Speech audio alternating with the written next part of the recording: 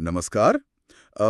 આજના આ deep dive સેશનમાં બીસીએ, આઈટી અને કોમ્પ્યુટર સાયન્સના ક્ષેત્રમાં રસ ધરાવતા 100 વિદ્યાર્થીઓનું સ્વાગત છે. હા, અને આજે આપણે એક બહુ જ રોમાંચક અને ટેકનિકલ સફર પર જવાના છીએ. ચોક્કસ. આજના આપણા આ ડીપ ડાઇવનો મુખ્ય વિષય છે unit 1 data communication signals, modulation અને એરર કંટ્રોલ. આપણો ઉદ્દેશ્ય એ છે કે આ માત્ર એક સામાન્ય ચર્ચા ના બની રહે. બિલકુલ. આપણે આને યુનિવર્સિટી લેવલનું એક સંપૂર્ણ એકેડેમિક લેક્ચર જ ગણીશું. અને એટલે જ કોઈ પણ મુદ્દો છોડવામાં આવશે નહીં. પરીક્ષા માટે જેટલા પણ મહત્વના એક્ઝામ પોઈન્ટ્સ છે તે તમામ આપણે અહીં કવર કરવાના છીએ. સાચી વાત છે. આજના સેશનમાં એનાલોગ અને digital signals, transmission modes, modulation અને એરર કંટ્રોલ જેવા જટિલ લાગતા કન્સેપ્ટ્સને રોજિંદા જીવનના ઉદાહરણો સાથે આપણે બહુ જ સરળતાથી સમજીશું. તો ચાલો શરૂઆત કરીએ આપણા સૌથી પહેલા ટોપિકથી. એનાલોગ અને ડિજિટલ સિગ્નલ્સ. આ બંને વચ્ચેનો તફાવત બહુ જ પાયાની વસ્તુ છે. હા, સૌથી પહેલા એનાલોગ સિગ્નલ વિશે વાત કરીએ. આ એક એવું સિગ્નલ છે જે સતત એટલે કે કન્ટિન્યુઅસ હોય છે.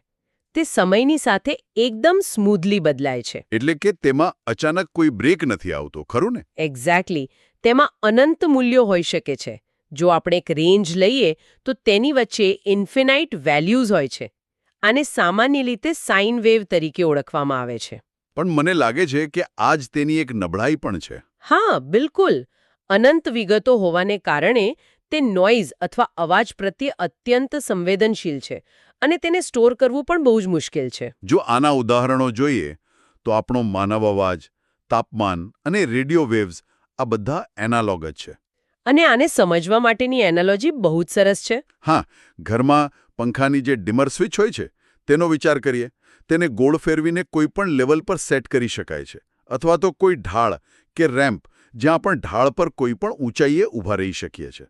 જો વિદ્યાર્થીઓ આને મનમાં વિઝ્યુઅલાઇઝ કરવા માંગતા હોય તો કલ્પના કરો કે એક ગ્રાફ પેપર છે. તેના પર પેન્સિલથી એકદમ સ્મૂધ અને સળંગ તરંગ દોરેલો છે. આ તરંગ ધીમે ધીમે ઉપર જાય છે અને પછી ધીમે ધીમે નીચે આવે છે. તેમાં કોઈ જ તૂટક રેખા નથી. આ સ્મૂધ વેવનો ડાયાગ્રામ એ જ દર્શાવે છે કે સિગ્નલ સમયની સાથે સતત બદલાય છે. હવે કમ્પ્યુટરની દુનિયામાં આવીએ. ડિજિટલ સિગ્નલ વિશે વાત કરીએ તો આ બિલકુલ અલગ છે. હા, ડિજિટલ સિગ્નલમાં માત્ર બાઇનરી વેલ્યુઝ એટલે કે 0 અને 1નો જ ઉપયોગ થાય છે. તે કાં તો સંપૂર્ણપણે ઓન હોય છે અથવા ઓફ હોય છે. એટલે કે વચ્ચેનું કોઈ લેવલ હોતું જ નથી. બરાબર. અને આ સ્પષ્ટતાને કારણે જ તે નોઇઝ રેઝિસ્ટન્ટ છે. અવાજની તેના પર બહુ ઓછી અસર થાય છે. આથી જ તેને લાંબા સમય સુધી સ્ટોર કરવું અને ટ્રાન્સમિટ કરવું એકદમ સરળ બની જાય છે. આનું સૌથી મોટું ઉદાહરણ આપણો કમ્પ્યુટર ડેટા જ છે. આની એનાલોજી માટે ઘરમાં રહેલી લાઇટની સ્વિચનો વિચાર કરીએ. લાઇટ કાં તો ચાલુ હોય અથવા બંધ હોય, અથવા તો દાદરના પગથિયા. દાદરના પગથિયાની એનાલોજી પરફેક્ટ છે. આપણે કાં તો પહેલા પગથિયે હોઈએ અથવા બીજા. 2 પગથિયાની બરાબર વચ્ચે હવામાં ઊભા રહેવું શક્ય નથી. સાચી વાત છે. અને જો આના ડાયાગ્રામનું વર્ણન કરું તો તે સીધા ચોરસ દાદરના પગથિયા જેવો આકાર બનાવે છે.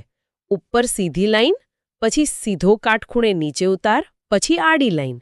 આને સ્ક્વેર વેવ કહેવાય છે. હવે આ એક એક્ઝામ પોઈન્ટ છે. વિદ્યાર્થીઓએ ખાસ નોંધ લેવી. પરીક્ષામાં એનાલોગ અને ડિજિટલ સિગ્નલની સરખામણી વારંવાર પૂછાય છે. તો આપણે બંનેની સરખામણી કરી લઈએ. નેચરની વાત કરીએ તો એનાલોગ કન્ટિન્યુઅસ છે, જ્યારે ડિજિટલ ડિસ્ક્રીટ એટલે કે છૂટું છે. વેલ્યુઝમાં એનાલોગ પાસે અનંત મૂલ્યો છે, જ્યારે ડિજિટલ પાસે ફાઇનાઇટ એટલે કે મર્યાદિત 0 અને 1 જ છે. નોઇઝ રેઝિસ્ટન્સ જોઈએ તો એનાલોગમાં બહુ ઓછું છે, જ્યારે ડિજિટલમાં તે હાઈ છે. સ્ટોરેજની બાબતમાં એનાલોગ મુશ્કેલ છે અને ડિજિટલ સરળ છે. અને એનાલોગી યાદ રાખવા માટે એનાલોગ એટલે સ્મૂથ ઢાળ અને ડિજિટલ એટલે દાદરના પગથિયા. બિલકુલ. હવે આગળનો કન્સેપ્ટ છે પિરિયોડિક એનાલોગ સિગ્નલ્સ. આ એવા સિગ્નલ્સ છે જેમાં ચોક્કસ સમય પછી આખી પેટર્ન રિપીટ થાય છે. આના 3 મુખ્ય પરિમાણો સમજવા બહુ જ જરૂરી છે. પહેલું છે એમ્પ્લિટ્યૂડ એટલે કે કંપ વિસ્તાર. આ સેન્ટર લાઇનથી વેવની ટોચ સુધીની ઊંચાઈ છે. સરળ ભાષામાં કહીએ તો તે સિગ્નલની તાકાત કે અવાજની તીવ્રતા દર્શાવે છે. બીજું છે ફ્રીક્વન્સી, એટલે કે આવૃત્તન. 1 સેકન્ડમાં આખી સાયકલ કેટલી વાર પૂરી થાય છે તેની ગણતરી. આને હર્ટ્ઝમાં માપવામાં આવે છે. તે અવાજની પિચ અથવા સ્પીડ દર્શાવે છે. અને ત્રીજું છે ફેઝ, એટલે કે તબક્કો. સમય જ્યારે શૂન્ય હોય ત્યારે વેવફોર્મની પોઝિશન ક્યાં છે, એટલે કે વેવ ક્યાંથી હેડસ્ટાર્ટ લે છે. જો આના આલેખનું વર્ણન કરું તો તેમાં આડી અને ઊભી ધરી પર એક વેવ દોરેલો છે. સેન્ટરથી વેવની સૌથી ઉપરની ટોચ વચ્ચેનું અંતર એ એમ્પ્લિટ્યૂડ છે, અને એક પૂરો ઉપર અને નીચેનો વળાંક મળીને એક સાયકલ પૂરી કરે તે ફ્રીક્વન્સી દર્શાવે છે. હવે ધ્યાન આપજો, કારણ કે આ બીજો મોટો એક્ઝામ પોઈન્ટ છે. ટ્રાન્સમિશન ઇમ્પેરમેન્ટ્સ, એટલે કે સિગ્નલ નિષ્ફળ થવાના મુખ્ય કારણો. જ્યારે ડેટા વાયરમાં મુસાફરી કરે છે ત્યારે તેને 3 મોટી મુશ્કેલીઓ નડે છે. હા, તેમાં પહેલું કારણ છે એટેન્યુએશન, એટલે કે ક્ષીણતા. જેમ જેમ સિગ્નલ અંતર કાપતું જાય છે તેમ તેમ તેની ઊર્જા ઘટતી જાય છે. તેને ડેસિબેલમાં માપવામાં આવે છે. આની એનાલોજી બહુ જ સિમ્પલ છે. ધારો કે કોઈ મોટા મેદાનમાં એકદમ દૂર ઊભેલા મિત્રને આપણે બૂમ પાડીએ તો અવાજ ત્યાં સુધી પહોંચતા પહોંચતા સાવ ધીમો પડી જાય છે. બીજું કારણ છે ડિસ્ટોર્શન, એટલે કે વિકૃતિ. આમાં સિગ્નલના આકારમાં જ ફેરફાર થઈ જાય છે. અલગ અલગ ફ્રીક્વન્સીની સ્પીડ અલગ હોવાથી પહોંચતા પહોંચતા આકાર બદલાઈ જાય છે. આ જાણે મેળામાં પેલા ફન હાઉસ મિરર, એટલે કે વાંકાચૂકા અરીસામાં જોવા જેવું છે. વ્યક્તિ એ જ હોય પણ અરીસામાં તેનો આકાર વિકૃત અને ખેંચાયેલો દેખાય છે. બિલકુલ. અને ત્રીજું કારણ છે નોઇઝ, એટલે કે અવાજ અથવા દખલગીરી. મુસાફરી દરમિયાન સિગ્નલમાં વધારાનો કચરો કે ઇલેક્ટ્રિકલ સિગ્નલ ભળી જાય છે. જો હું આ ડાયાગ્રામનું મૌખિક ચિત્ર રજૂ કરું તો પહેલા ભાગમાં એક માણસ બૂમ પાડે છે અને હેલો શબ્દ દૂર જતા નાનો થઈ જાય છે. તે એટેન્યુએશન છે. બીજા ભાગમાં એક સીધો આકાર મશીનમાંથી પસાર થઈને વાંકો ચૂકો થઈ જાય છે. તે ડિસ્ટોર્શન છે. અને ત્રીજા ભાગમાં ફોન પર વાત કરતી વખતે વચ્ચે કડાકાનો અવાજ પડે છે. તે નોઇઝ છે. હવે આ બધા વચ્ચે નેટવર્કનું પરફોર્મન્સ કેવું છે તે માપવા માટે પરફોર્મન્સ મેટ્રિક્સ વપરાય છે. તેમાં પહેલું છે બેન્ડવિડ્થ. આ નેટવર્કની કેબલ કે પાઇપની કુલ પહોળાઈ અથવા ક્ષમતા બતાવે છે. બીજું છે થ્રુપુટ. પાઇપ ગમે તેટલી પહોળી હોય પણ તેમાંથી વાસ્તવિક ડેટા કેટલો પસાર થાય છે તે થ્રુપુટ છે. આ પાણીના વાસ્તવિક પ્રવાહ જેવું જ છે. અને ત્રીજું છે લેટન્સી અથવા ડિલે. મેસેજને પહોંચવામાં લાગતો કુલ સમય. આના 3 ભાગ છે: પ્રોપગેશન, ટ્રાન્સમિશન અને ક્યુઇંગ. આ પિઝા ઓર્ડર કરવા જેવું છે. પિઝા બનવાનો સમય એટલે ટ્રાન્સમિશન, રસ્તા પર ડ્રાઇવિંગનો સમય એટલે પ્રોપગેશન, અને ટ્રાફિક સિગ્નલ પર રાહ જોવાનો સમય એટલે ક્યુઇંગ. આનો ડાયાગ્રામ સમજીએ તો 2 શહેરો વચ્ચે એક મોટો હાઈવે છે. હાઈવેની પહોળાઈ એ બેન્ડવિડ્થ છે. રસ્તા પર દોડતી કાર્સ એ થ્રુપુટ છે. અને ઉપર એક મોટી ઘડિયાળ છે જે લેટન્સી દર્શાવે છે. તો ચાલો વિદ્યાર્થીઓ, 30 સેકન્ડમાં આ પહેલા ટોપિકનું ક્વિક રિવિઝન કરી લઈએ. એનાલોગ સ્મૂધ અને સતત છે, જ્યારે ડિજિટલ છૂટું અને સ્ક્વેર છે. સિગ્નલ બગડવાના 3 કારણો છે: એટેન્યુએશન, ડિસ્ટોર્શન અને નોઇઝ. અને પરફોર્મન્સ માટે બેન્ડવિડ્થ, થ્રુપુટ અને લેટન્સી જોવાય છે. એકદમ ક્લિયર. હવે આપણે ટોપિક 2 તરફ આગળ વધીએ. સિગ્નલ કન્વર્ઝન અને ટ્રાન્સમિશન મોડ્સ. હા, ડેટા કમ્પ્યુટરમાં બીટ સ્વરૂપે હોય છે. તેને વાયર પર મોકલવા કન્વર્ટ કરવો પડે. સૌથી પહેલા ડિજિટલ ટુ ડિજિટલ કન્વર્ઝન જોઈએ. આ પ્રક્રિયામાં ડિજિટલ ડેટાને ડિજિટલ સિગ્નલ, એટલે કે વોલ્ટેજ પલ્સીસમાં ફેરવવામાં આવે છે. આના માટે લાઇન કોડિંગ, બ્લોક કોડિંગ અને સ્ક્રેમ્બલિંગ જેવી ટેકનિક્સ વપરાય છે. આની એનાલોજી બહુ જ રોમાંચક છે. અંધારામાં ટોર્ચ ચાલુ બંધ કરીને મોર્સ કોડમાં SOS મેસેજ મોકલવો. લખાણને આપણે લાઇટના ઝબકારામાં ફેરવી દીધું.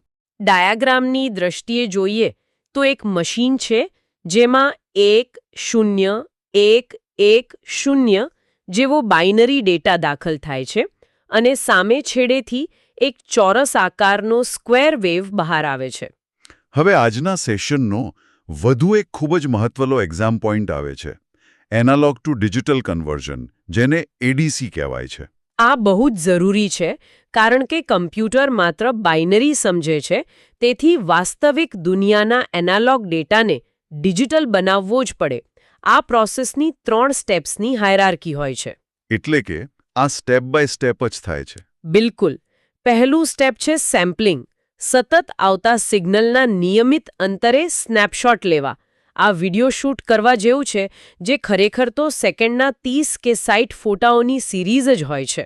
અને બીજું સ્ટેપ છે ક્વોન્ટાઇઝેશન. હા, સેમ્પલિંગથી મળેલા મૂલ્યો ઘણીવાર દશાંશમાં હોય છે. તેને નજીકના પૂર્ણાંકમાં રાઉન્ડ ઓફ કરવામાં આવે છે. જેમ આપણે કોઈની ઊંચાઈ માપતી વખતે 5 ફૂટ 7.3 ઇંચ હોય તો ફોર્મમાં 5 ફૂટ 7 ઇંચ જ લખીએ છીએ, રાઈટ? એકદમ સાચું. અને ત્રીજું સ્ટેપ છે એન્કોડિંગ. પહેલા રાઉન્ડ ઓફ કરેલા નંબરોને 0 અને 1ના બાઇનરી ફોર્મેટમાં રૂપાંતરિત કરવા. આની એનાલોજી માટે ગ્રાફ પેપર પર દોરેલી લાઇન વિચારી શકાય. હા, જો હું આના ડાયાગ્રામનું વર્ણન કરું તો એક ગ્રાફ છે. સૌથી પહેલા એક સ્મૂધ વેવ છે, જેના પર અમુક અંતરે ટપકા એટલે કે ડોટ્સ મૂકેલા છે. આ સેમ્પલિંગ છે. પછી એ ટપકા એક બાર ગ્રાફ જેવા ચોરસ બોક્સમાં ફેરવાય છે.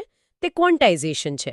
અને છેલ્લે નીચે 0, 1, 1 અને 1, 0, 1 એવા નંબર્સ દેખાય છે. તે એન્કોડિંગ છે. જો બંને કન્વર્ઝનની સરખામણી ટેબલ જોઈએ તો ડિજિટલ ટુ ડિજિટલમાં ઇનપુટ અને આઉટપુટ બંને ડિજિટલ નેચરના છે. જ્યારે એનાલોગ ટુ ડિજિટલમાં એનાલોગ અવાજ ઇનપુટ છે અને ડિજિટલ ડેટા આઉટપુટ છે. એકદમ સ્પષ્ટ. તો ક્વિક રિવિઝન 2. એડીસીના 3 સ્ટેપ્સ ખાસ યાદ રાખવા. સેમ્પલિંગ સ્નેપશોટ લે છે, ક્વોન્ટાઇઝેશન રાઉન્ડ ઓફ કરે છે અને એન્કોડિંગ તેને બાઇનરીમાં ફેરવે છે. હવે પરીક્ષા માટે સૌથી હોટ ફેવરિટ એક્ઝામ પોઈન્ટ આવે છે ટોપિક 3, ટ્રાન્સમિશન મોડ્સ. હા, ડેટા કઈ દિશામાં જશે તે આ મોડ્સ નક્કી કરે છે. આમાં 3 પ્રકાર છે. પહેલો છે સિમ્પ્લેક્સ મોડ. આ એકતરફી અથવા યુનિડાયરેક્શનલ છે. એક ડિવાઇસ માત્ર મોકલે અને બીજું માત્ર રિસીવ કરે. ઉદાહરણ તરીકે કીબોર્ડ અથવા આપણું ટીવી અને રેડિયો. આની એનાલોજી એક વન વે સ્ટ્રીટ જેવી છે, જ્યાં વાહનો માત્ર એક જ દિશામાં જ જઈ શકે છે. ડાયાગ્રામમાં એક મોટો રેડિયો ટાવર છે, જ્યાંથી ઘરના ટીવી સુધી માત્ર એક જ દિશામાં તીર દર્શાવતા સિગ્નલ્સ જાય છે. બીજો મોડ છે હાફ ડુપ્લેક્સ મોડ. આમાં ડેટા બંને બાજુ જઈ શકે છે, પણ એક સમયે નહીં. જો બંને એકસાથે બોલે તો કોલિઝન અથવા ટકરાવ થાય. હા, આનું ઉદાહરણ વોકી ટોકી છે અને આપણું ઇન્ટરનેટ બ્રાઉઝિંગ પણ આ જ રીતે કામ કરે છે. એનાલોજી જોઈએ તો આ એક સાંકડા વનલેન્ડ બ્રિજ જેવું છે. હા, નદી પરનો એવો સાંકડો પુલ જ્યાંથી વારાફરતી જ પસાર થઈ શકાય. ડાયાગ્રામમાં પણ આ જ દેખાય છે કે નદી પરના સાંકડા પુલ પર 2 કાર સામસામે ઊભી છે, પણ એક જ પસાર થઈ શકે તેમ છે. અને ત્રીજો મોડ છે ફૂલ ડુપ્લેક્સ મોડ. આમાં બંને બાજુ અને તે પણ એક જ સમયે એટલે કે સાયમલ્ટેનિયસલી ડેટા ટ્રાન્સફર થાય છે. આ સૌથી ઝડપી મોડ છે. ઉદાહરણ તરીકે ટેલિફોન નેટવર્ક અથવા વિડિયો કોન્ફરન્સિંગ. આની એનાલોજી એક 2-વે હાઈવે છે, એટલે કે ડિવાઇડર સાથેનો મોટો રસ્તો જ્યાં બંને તરફ ફૂલ સ્પીડમાં ગાડીઓ જઈ શકે. ડાયાગ્રામમાં જોઈએ તો ટર્મિનલ A અને ટર્મિનલ B વચ્ચે 2 અલગ અલગ રંગની લાઈનો છે. એક સેન્ડિંગ માટે અને એક રિસીવિંગ માટે, અને બંને એકસાથે ચાલુ છે. હવે સરખામણી કરીએ, કારણ કે આ એક્ઝામ પોઈન્ટ છે. ડિરેક્શનમાં સિમ્પ્લેક્સ એકતરફી છે, હાફ ડુપ્લેક્સ વારાફરતી દ્વિમાર્ગી છે અને ફૂલ ડુપ્લેક્સ એકસાથે દ્વિમાર્ગી છે. પરફોર્મન્સની દ્રષ્ટિએ સિમ્પ્લેક્સ સૌથી ધીમું છે, જ્યારે ફૂલ ડુપ્લેક્સ સૌથી ઝડપી છે. તો ચાલો ક્વિક રિવિઝન 3 કરી લઈએ. સિમ્પ્લેક્સ એટલે વન વે રસ્તો, હાફ ડુપ્લેક્સ એટલે વારાફરતી જવાનો સાંકડો પુલ અને ફૂલ ડુપ્લેક્સ એટલે બંને બાજુ એક સાથે જતો મોટો હાઈવે. બહુ જ સરસ. હવે આપણે ટોપિક 4 ડિજિટલ મોડ્યુલેશન ટેકનિક્સ પર આવીએ. કમ્પ્યુટરના 0 અને 1ને લાંબા અંતર સુધી મોકલવા એનાલોગ વેવમાં બદલવા પડે, જેને ડિજિટલ ટુ એનાલોગ કન્વર્ઝન કહેવાય છે. આને સમજવા આપણે ગુપ્ત હમિંગ કોડની એનાલોજી લઈએ. રૂમની પેલે પાર બોલ્યા વગર મેસેજ મોકલવો હોય તો અવાજ કાઢીને તેના ટોનમાં ફેરફાર કરીને મેસેજ મોકલી શકાય. આના 3 પ્રકાર છે. પહેલો પ્રકાર છે ASK એટલે કે એમ્પ્લિટ્યુડ શિફ્ટિંગ કિંગ. આમાં વેવની ઊંચાઈ બદલવામાં આવે છે. 1 મોકલવો હોય તો મોટો અવાજ અને 0 માટે ધીમો અવાજ. આ જાણે કોઈના કાનમાં ધીમેથી બોલવા અને જોરથી બૂમ પાડવા વચ્ચેનો તફાવત છે. ડાયાગ્રામમાં પણ આ જ રીતે ઊંચા અને નીચા વેવ્સ દેખાય છે, પણ આમાં નોઇઝની બહુ અસર થાય છે. બીજો પ્રકાર છે FSK એટલે કે ફ્રીક્વન્સી શિફ્ટિંગ કિંગ. આમાં વેવની સ્પીડ અથવા પિચ બદલાય છે. 1 માટે ફાસ્ટ વેવ અને 0 માટે સ્લો વેવ. આ પોલીસ સાયરનના અવાજ જેવું છે, જેની પિચ બદલાતી રહે છે. ડાયાગ્રામમાં ક્યારેક છૂટા તો ક્યારેક ગીચ વેવ્સ દેખાય છે. અને ત્રીજો પ્રકાર છે PSK, ફેઝ શિફ્ટ કીઈંગ. આ નોઇઝ સામે બેસ્ટ છે. આમાં વેવની સ્ટાર્ટિંગ પોઝિશન એટલે કે ફેઝ બદલવામાં આવે છે. આની એનાલોજી મને બહુ ગમે છે, માર્ચિંગ બેન્ડવાળી. ધારો કે પરેડમાં બેન્ડ સીધું ચાલી રહ્યું છે અને અચાનક 180 ડિગ્રી ફરીને ઊંધા ચાલવા લાગે. પેટર્ન અચાનક બદલાઈ ગઈ. બિલકુલ. આ ત્રણેયની સરખામણી કરીએ તો ASKમાં ઊંચાઈ, FSKમાં સ્પીડ અને PSKમાં સમયનો તબક્કો બદલાય છે.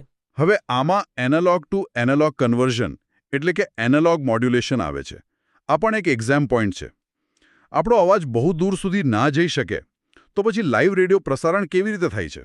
આના માટે આપણા અવાજને હાઈ ફ્રીક્વન્સી કેરિયર વેવ પર બેસાડવો પડે. આને સમજવા ઘોડો અને સવારની એનાલોજી બેસ્ટ છે. હા, સવાર એટલે આપણો અવાજ, જેની પાસે મેસેજ છે પણ તે ધીમો છે, અને ઘોડો એટલે કેરિયર વેવ, જે બહુ ફાસ્ટ છે પણ તેની પાસે કોઈ મેસેજ નથી. બંને ભેગા થાય એટલે મોડ્યુલેશન. આના 3 પ્રકાર છે. AM એટલે કે એમ્પ્લિટ્યુડ મોડ્યુલેશન, જેમાં કેરિયરની ઊંચાઈ બદલાય છે. ડાયાગ્રામમાં આ એક એન્વલપ કે પરબીડિયા આકારનું વેવ દેખાય છે. આ ન્યૂઝ કે ટોક રેડિયો માટે વપરાય છે. બીજું છે FM, ફ્રીક્વન્સી મોડ્યુલેશન, જેમાં ફ્રીક્વન્સી બદલાય છે. આમાં અવાજ ક્લિયર રહે છે, એટલે મ્યુઝિક માટે આ જ વપરાય છે. ડાયાગ્રામમાં સિગ્નલ ક્યારેક ગીચ અને ક્યારેક છૂટું પડે છે. અને ત્રીજું છે PM, ફેઝ મોડ્યુલેશન, જેમાં ફેઝ શિફ્ટ થાય છે. વાઈફાઈમાં આનો ઉપયોગ થાય છે. ડાયાગ્રામમાં 0 અને 1 પર વેવની પેટર્ન તૂટીને નવી શરૂ થાય છે. સરખામણી કરીએ તો AM લાંબા અંતર માટે પણ નોઇઝી છે, જ્યારે FM શોર્ટ રેન્જ માટે છે પણ ક્વોલિટી બેસ્ટ આપે છે. તો ક્વિક રિવિઝન ફોર મોડ્યુલેશન એટલે ઘોડા પર સવારને બેસાડીને દૂર સુધી માહિતી પહોંચાડવી. હવે આપણે આપણા ડીપ ડાઇવના અંતિમ અને સૌથી મહત્વના એક્ઝામ પોઈન્ટ પર આવીએ. એરર ડિટેક્શન અને કરેક્શન. ડેટા મુસાફરી કરે ત્યારે ભૂલ આવવાની શક્યતા પૂરી છે. એરર એટલે સરળ ભાષામાં મોકલેલો ડેટા અને રિસીવ થયેલો ડેટા સરખો ન હોય. વાયરમાં નોઇઝ અથવા ગરમીને કારણે આવું થાય છે. આ પેલા ધ વિસ્પર ગેમ જેવું છે, કાનમાં કહેવાની રમત. એક વ્યક્તિ કહે ધ સ્કાય ઇઝ બ્લુ અને છેલ્લે સંભળાય ધ સ્પાય ઇઝ ન્યૂ. ડાયાગ્રામમાં પણ એક હસતો સેન્ડર એક 0-0 ડેટા મોકલે છે. વચ્ચે વીજળી અને વાદળા એટલે કે નોઇઝ ડેટા બોક્સ તોડી નાખે છે અને રિસીવર કન્ફ્યુઝ થઈને 1-0-1 મેળવે છે. હવે એરરના પ્રકારો જોઈએ. પહેલો પ્રકાર છે સિંગલ બીટ એરર. આખા ડેટામાં માત્ર એક જ બીટ બદલાય. હા, જેમ કે 1નો 0 થઈ જાય. જો કે નેટવર્કમાં આ રેર છે. આની એનાલોજી એક ટાઇપોગ્રાફિક ભૂલ જેવી છે. કેટનું સ્પેલિંગ લખતી વખતે C ના બદલે B લખાઈ જાય અને બેટ થઈ જાય. ડાયાગ્રામમાં લીલા બ્લોક્સની લાઇનમાં વચ્ચે એક જ લાલ બ્લોક દેખાય છે. બીજો પ્રકાર છે મલ્ટિપલ બીટ એરર, જેમાં 2 કે તેથી વધુ બીટ્સ બદલાય, પણ તે સળંગ હોતા નથી. ડાયાગ્રામમાં અલગ અલગ જગ્યાએ લાલ વર્તુળો દેખાય છે. આ જ સૌથી વધુ જોવા મળે છે, જ્યારે 2 કે તેથી વધુ સળંગ બીટ્સનો આખો બ્લોક કરપ્ટ થઈ જાય. વીજળીના કડાકા જેવા અચાનક નોઇઝને કારણે આવું થાય છે. આ જાણે કાગળ પર ઇંક સ્મજ એટલે કે શાહીનો ડાઘ પડ્યો હોય તેવું છે. હેલો વર્લ્ડ લખ્યું હોય અને વચ્ચે મોટો ડાઘ પડે તો LLOWO સળંગ ઘૂસાઈ જાય. ડાયાગ્રામમાં બિટ્સની આખી સિરીઝ લાલ થઈ જાય છે. હવે સૌથી મોટો સવાલ એ છે કે ગણિતનો ઉપયોગ કરીને આ ભૂલ શોધવી કેવી રીતે? આ એરર ડિટેક્શન મેથડ્સ પણ બહુ મોટો એક્ઝામ પોઈન્ટ છે. 4 પદ્ધતિઓ છે. પહેલી મેથડ છે સિમ્પલ પેરિટી ચેક. ડેટાના અંતે એક વધારાનો પેરિટી બીટ ઉમેરવામાં આવે છે. ઇવન એટલે કે બેકી ઓર ઓડ એટલે એકી નિયમ હોય છે. ડાયાગ્રામમાં એક રોબોટ હાથ ડેટાની પાછળ 1 ઉમેરે છે. પણ આની મર્યાદા એ છે કે જો એક સાથે 2 બિટ્સ બદલાય તો તે પકડાય નહીં. આ બસમાં વિદ્યાર્થીઓની ગણતરી જેવું છે. જો નિયમ હોય કે બાળકોની સંખ્યા બેકી જ રહેવી જોઈએ અને જો 2 બાળકો એકસાથે બસમાંથી ભાગી જાય તો સંખ્યા તો બેકી જ રહે, શિક્ષકને ભૂલ પકડાશે નહીં. બીજી પદ્ધતિ છે 2 ડાયમેન્શનલ એટલે કે 2D પેરિટી ચેક. આમાં ડેટાને રો અને કોલમમાં ગોઠવીને બંને બાજુથી પેરિટી ચેક થાય છે. આનાથી સિંગલ બીટને કરેક્ટ પણ કરી શકાય છે. આ પદ્ધતિ સુડોકુ અથવા ક્રોસવર્ડ પઝલ જેવી છે. ડાયાગ્રામમાં ગ્રીડમાં રો અને કોલમની લાઇન જ્યાં ક્રોસ થાય છે બરાબર ત્યાં જ એરર પકડાય છે. ત્રીજી મેથડ છે ચેકસમ, જે ઇન્ટરનેટના TCP/IPમાં બહુ વપરાય છે. બધા સેગમેન્ટ્સનો સરવાળો કરવામાં આવે છે. આ ગ્રોસરી રિસિપ્ટ એટલે કે કરિયાણાના બિલ જેવું છે. 10 વસ્તુઓનો સામાન અને નીચે લખેલો બિલનો સરવાળો મેચ થવો જોઈએ. ડાયાગ્રામમાં અલગ-અલગ ડેટા બ્લોક્સ ભેગા થઈને એક સોનેરી ચેકસમ બોક્સ બનાવે છે. અને ચોથી પદ્ધતિ, જે રિયલ વર્લ્ડમાં સૌથી વધુ વપરાય છે અને એક્ઝામ પોઈન્ટ પણ છે, તે છે CRC, એટલે કે સાયક્લિક રિડન્ડન્સી ચેક. આ સૌથી પાવરફુલ પદ્ધતિ છે, જે બાઇનરી ડિવિઝન એટલે કે ભાગાકાર પર આધારિત છે. આમાં ડેટાનો ભાગાકાર થાય છે અને જે રિમાઇન્ડર એટલે કે શેષ વધે છે તે CRC કોડ કહેવાય છે. હા, કોઈ મેટ્રિક જેવું છે. ધારો કે આપેલો નંબર 7 વડે ભાગી શકાય તેવો જ હોવો જોઈએ. જો ભાગતા શેષ શૂન્ય ન આવે તો સમજવું કે ભૂલ છે. ડાયાગ્રામમાં એક બ્લેકબોર્ડ પર બાઇનરીનો લાંબો ભાગાકાર બતાવેલો છે. સરખામણી કરીએ તો સિમ્પલ પેરિટી બહુ જ બેઝિક છે. 2D પેરિટી લોકેશન શોધી આપે છે. ચેકસમ સરવાળા પર કામ કરે છે અને CRC ભાગાકારથી બર્સ્ટ એરર પકડી પાડે છે. તો ક્વિક રિવિઝન 5 અને 6. એરરના પ્રકાર સિંગલ, મલ્ટિપલ અને બર્સ્ટ. અને તેને પકડવાની 4 method parity, 2D parity, checksum અને CRC. આ સાથે જ આપણે આખા યુનિટ 1ના તમામ કન્સેપ્ટ્સને ખૂબ જ ઊંડાણપૂર્વક સમજી લીધા છે. મને પૂરો વિશ્વાસ છે કે વિદ્યાર્થીઓ હવે પરીક્ષા માટે સંપૂર્ણપણે તૈયાર છે. ખરેખર બહુ જ મજા આવી. પણ જતાં જતાં આપણે સોર્સ મટીરિયલના કન્સેપ્ટ્સને એક ડગલું આગળ લઈ જતો એક વિચાર મૂકીને જઈએ. ચોક્કસ. શું વિચાર છે? આપણે આજે બોર્ડ પર ગણતરી અને કોપર વાયરની લિમિટની વાત કરી. પણ વિચારો કે ભવિષ્યમાં જ્યારે 4K વિડિયોઝ અને વર્ચ્યુઅલ રિયાલિટી એટલે કે VRનો જંગી ડેટા સેકન્ડના અમુક ભાગમાં જ મોકલવાનો હશે, ત્યારે આ બેન્ડવિડ્થ અને મોડ્યુલેશનની ભૌતિક મર્યાદાઓ આપણને ક્યાં સુધી સાથ આપશે? શું ફિઝિકલ વાયર્સની કોઈ લિમિટ આવી જશે? બહુ મોટો પ્રશ્ન છે.